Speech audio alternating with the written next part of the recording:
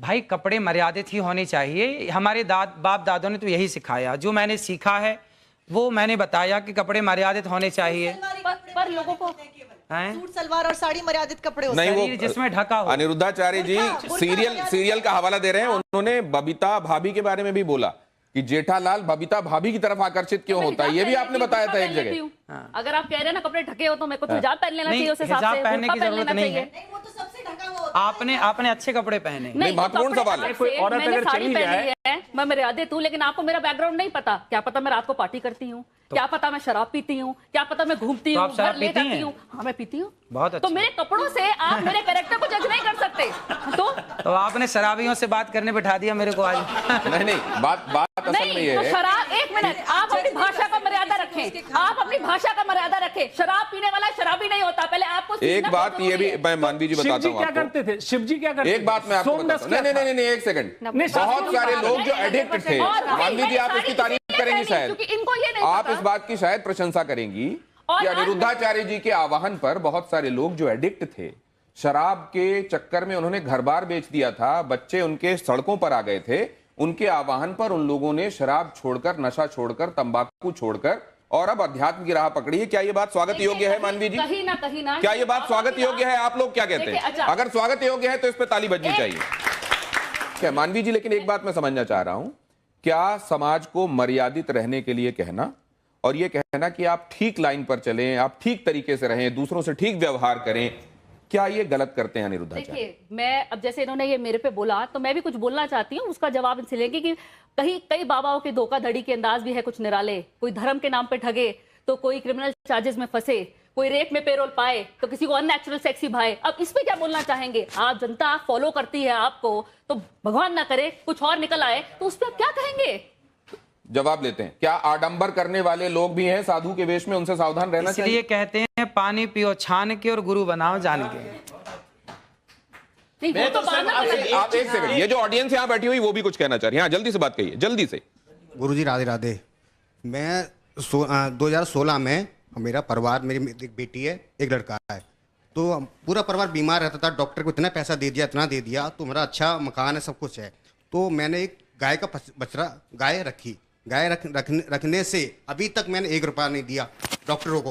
1 रुपया दिया। अभी भी मेरी मिसेज, अभी तक उन्होंने कभी भी चेहरे पे क्रीम नहीं लगाई, कभी भी क्रीम नहीं लगाई। और दूसरी बात, जो कहना क्या चाह रहे हैं? मैं कहना चाहता हूँ, जो भी आप गोबर बताया, गाय का गोबर है ना, उसके उपला बना के छत पे करते हैं। जितने मोहल्ले वाले आते हैं, तो जैसे पूजा होती है तो हमारे घर से लेके जाते हैं, तो अच्छा लगता है मोहल्ले वर्ग।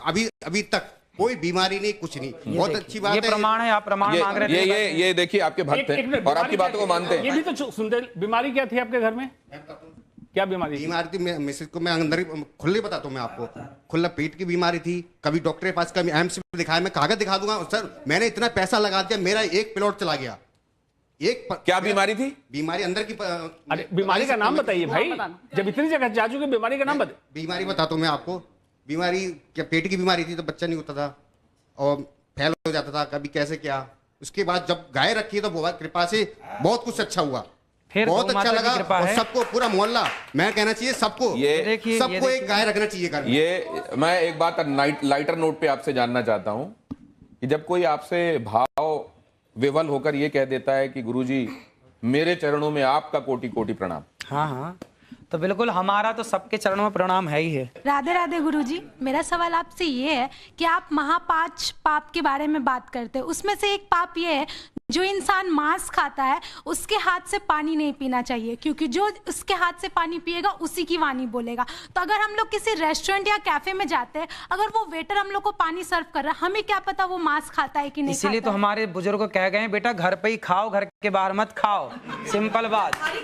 अच्छा, एक नहीं तो ये जो बातें हैं वो शास्त्र सम्मत हैं, इसलिए मानना चाहिए, या व्यवहारिक भी हैं इसलिए हम उनको लागू कर सकते हैं? आहार शुद्धौ सत्य शुद्धौ लिखा है। तो खेती भी घर पे कर लेनी चाहिए, क्योंकि सब्जी घर पे ही तो होती है खेती बेटा। संभव नहीं आज के परिवेश। बेटा घर पे तो होती है ना खेती। देखो लाखों लोगों की शराब छूट गई मेरे कहने से। बहुत अच्छी बात। लाखों लोगों के घर बस गए। कितने पति पत्नियों के झगड़े होते थे, कथा सुनने के बाद वो पति पत्नी बिल्कुल प्यार से रहने लग गए। सास बहू के झगड़े होते थे, कितना डिप्रेशन था, सारा डिप्रेशन खत्म हो गया।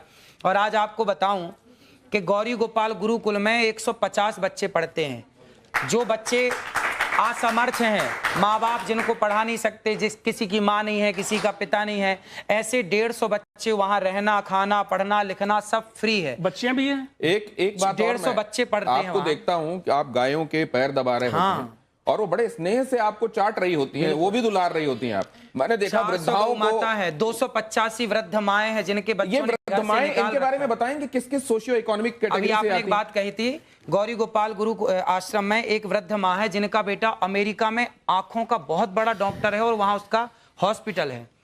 रहने वाला भारत का है पर अमेरिका शिफ्ट हो गया, अब उसने एक हॉस्पिटल बनाया आंखों का। और विडंबना देखिए कि उसकी माँ गौरी गोपाल में रहती है और उस माँ को भी संयोग से आंखों की दिक्कत है। तो अभी मैंने उन माँ का इलाज कराया और अभी उन माँ की आंखें अब ठीक है, थोड़ा मोतियाबिंद हुआ था, कुछ दिक्कत हुई थी, अब ठीक है। आप कई बातों को गानों के माध्यम से लोगों तक पहुंचा देते हैं और कई बार ऐसे गाने जो लोगों के बीच में बड़े प्रचलित और पॉपुलर रहे हैं, वो फिल्मी भी रहे हैं, आप गुनगुना देते हैं। कुछ ऐसा इनके लिए जरा आप कर देंगे? बड़ी देर से आपकी राह सब देख रहे थे, आपको आने में थोड़ा सा टाइम भी लगा। कौन सा गाना सुना दे आप जो सुनाते हो और जिसमें कोई मैसेज हो। इतनी कृपा सांवरे बनाए रखना, इतनी कृपा सांवरे बनाए रखना, मरते दम तक सेवा में लगाए रखना, इतनी कृपा सांवरे बनाए रखना, मरते दम तक सेवा में लगाए रखना, कृपा। ये तो आपने सांवरे के लिए लिखा हुआ भजन, वो जो देशज में लिखा हुआ है वो सुनाया। कोई फिल्मी सुना दीजिए, आप फिल्मी भी सुनाते हैं बहुत। कसमें वादे प्यार वफा सब बातें हैं बातों का क्या, कसमें वादे प्यार वफा सब बातें हैं बातों का क्या। कोई किसी का नहीं है, झूठे नाते हैं, वहां नहीं गए आप? कोई किसी का नहीं ये झूठे नाते हैं नातों का क्या, कसमें वादे प्यार वफा सब बातें हैं बातों का क्या। नहीं, लेकिन आपकी कस्में लोगों की सेवा के लिए, आपके वादे लोगों के लिए, आप आगे भी सेवा करते रहेंगे, वफा उनसे, ये तो सब सच है, हम देख रहे हैं। जरा ये आप तख्ती दीजिए मुझे, यस और नो वाली। जिसकी लाठी उसकी भैंस। ये है, देखिए इसमें क्विक क्वेश्चंस में आपके पास दो ऑप्शंस होंगे, एक तो ये हाँ का ऑप्शन है और दूसरा नहीं का। आपको जो सही लगे वो उठा दीजिएगा। ये इसी में दोनों हैं। आप हिंदी वाला चाहे हिंदी वाला, अंग्रेजी वाला चाहे अंग्रेजी, आपको ये सुविधा है। अब पहला सवाल मैं आपसे कर रहा हूं, इसमें आपको जो सही लगे हाँ या ना वो उठा दीजिएगा। आप दोनों एक ही कर लें तो ज्यादा अच्छा रहेगा। ये जैसे आपका ये हाँ हो गया और इसको नहीं कर लीजिए। अब आपको जो उठाना है वो उठा दीजिएगा, ठीक है? ठीक। इससे आपको पता भी रहेगा कि ये कौन सा वाला है। अखिलेश यादव का कहना है कि मठाधीश और माफिया एक हैं। योगी आदित्यनाथ का कहना है कि बटेंगे तो कटेंगे। क्या ये सही है? बिल्कुल सही है। राहुल गांधी का कहना है कि भारत में कौशल की कमी नहीं है, बल्कि कौशल रखने वालों का यहां सम्मान नहीं होता।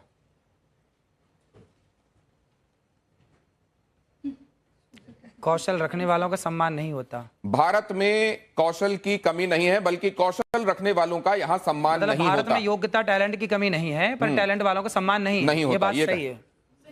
क्या देश में जाति आधारित आरक्षण, क्या देश में जाति आधारित आरक्षण खत्म होना चाहिए या नहीं होना चाहिए?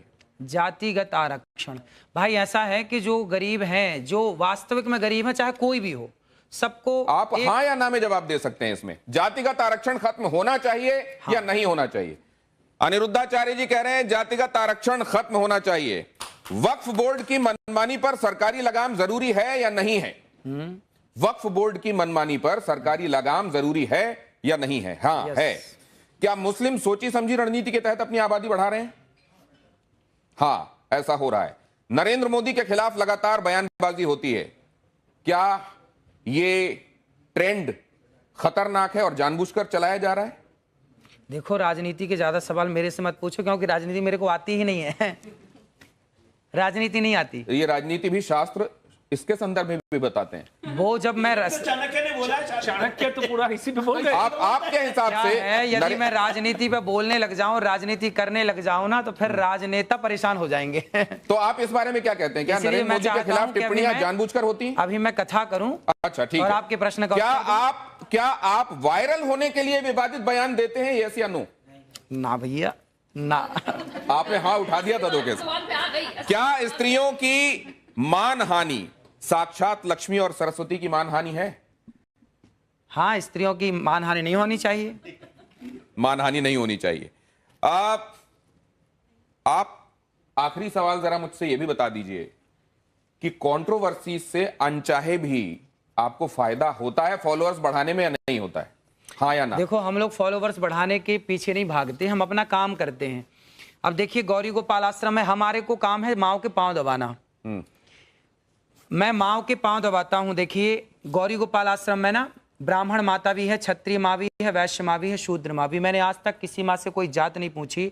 जो जातवाद की दीवार है, उस दीवार को गिराने का जो मैंने प्रयास किया है, वो समाज को मानना चाहिए। और सभी माओ के मैंने चरण दबाए हैं एक साथ, और सभी माएँ वहाँ सुखपूर्वक रहती हैं। तो मैं तो सेवक हूँ, मैं तो पाँव दबाना जानता हूँ माओ के, माओ का सम्मान करना जानता हूँ, नारी की इज्जत करना जानता हूँ। और नारी की इज्जत इसलिए करता हूँ क्योंकि नारी साक्षात लक्ष्मी है। अनिरुद्धाचार्य जी के फॉलोअर्स में महिलाओं की भी बड़ी तादाद है। अगर आप देखें, खासतौर से सोशल मीडिया फॉलोअर्स को अगर आप देखें, तो महिलाएं बड़ी तादाद में उसमें हैं। तो एक निवेदन ये भी, महाराज, आप वैसे शास्त्रों का अपने हिसाब से विश्लेषण करने के लिए आप उसके विशेषज्ञ हैं, लेकिन इस तरीके की बातें जो असल में शास्त्र कह रहे हैं, लेकिन व्यवहार में उसका बहुत आप पर रिपरकशन होता है, हो सकता है। क्या आप आने वाले दिनों में उससे गुरेज करेंगे या आपका काम यथावत चलता रहेगा? देखिए, हम तो सीधी बात कहते हैं, अच्छी लगे तो अच्छी है, बुरी लगे तो बुरी है। क्या करें, सीधी बात कहने की आदत है। अब जो सीधी बात कहेंगे तो बुरा लगता है कुछ लोगों को। सीधी बात हम कहते रहेंगे, जिसको अच्छा लगता है। नो बकवास, ये तो आपने ऐड भी कर दिया असल में किसी का अनजाने। सीधी ये, लेकिन उन्होंने एक वादा किया आज कि आने वाले दिनों में विषय विशेषज्ञों को, जो सब्जेक्ट के एक्सपर्ट होंगे, उनको जरूर अपने साथ बिठाएंगे और उनकी टिप्पणियां भी लिया करेंगे। मुझको लगता है इसी से बहुत सारा समाधान हो जाने वाला है। बहुत धन्यवाद आप सभी का मेरे साथ आज चर्चा में जुड़ने के लिए। अनिरुद्धाचार्य जी, आपका विशेष रूप से बहुत बहुत धन्यवाद और आभार। धन्यवाद, धन्यवाद आप सबका।